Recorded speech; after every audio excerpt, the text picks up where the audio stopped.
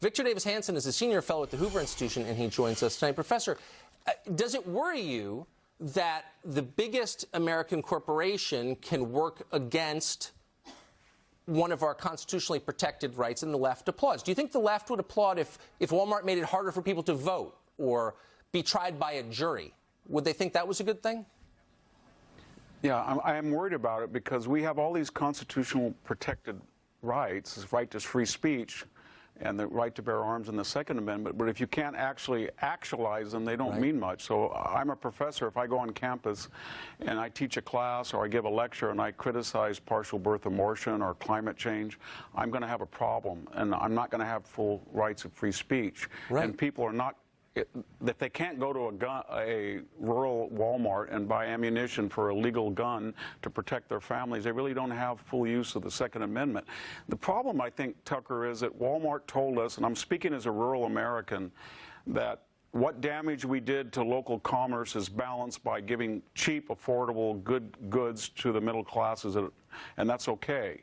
But once they venture into cosmic morality, don't fool yourself. It's a bottom business line. They've made a business decision that what customers they'll lose in rural America is more than offset by what you said, the virtue signaling left, wealthy, liberal, cosmopolitan stores, but also they feel that maybe people will go shop more at Walmart now they're politically correct.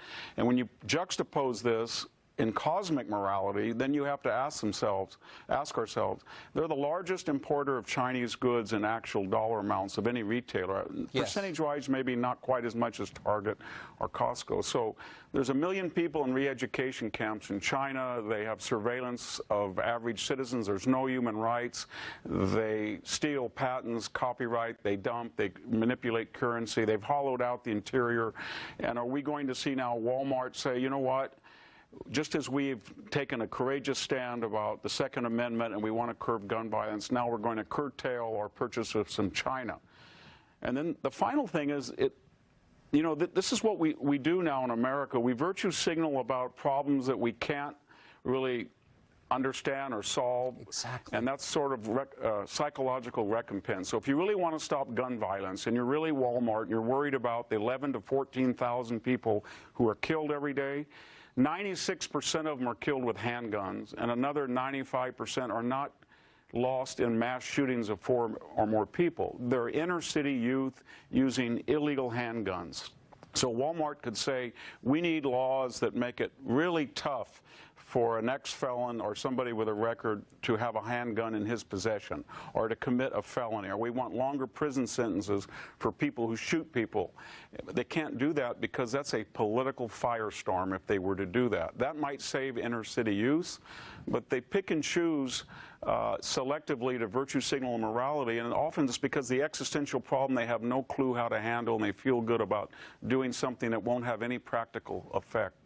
So I'm fascinated by what you said, that the left, and it's not just the left, it's our ruling class, it's the people who make most of the decisions in this country, intentionally seek problems that cannot be solved, such as climate, to focus their attention on, and then at the same time ignore solvable problems, potentially. Yeah, I think that's what I called that once in an article, the Bloomberg syndrome. When Mayor Bloomberg couldn't get the snow off the streets of New York, I think it was 2013, then he started lecturing everybody about supersized Coca-Colas. And we see that in California with Gavin Newsom and others. They'll talk about the dangers of dogs chasing cougars or plastic straws because they don't have a clue how to get 300,000 people off the streets that are using drugs and defecating. And that's really a dangerous thing that people, social media encourages it. We're also careful to offer advice about a misdemeanor because we don't have a clue about the felony. So, because it would require a real courageous decision. You've set up our next segment more skillfully than I ever could, and I appreciate that. We're about to have that exact conversation. Thank you for joining us tonight. Thank you for having me, Tucker.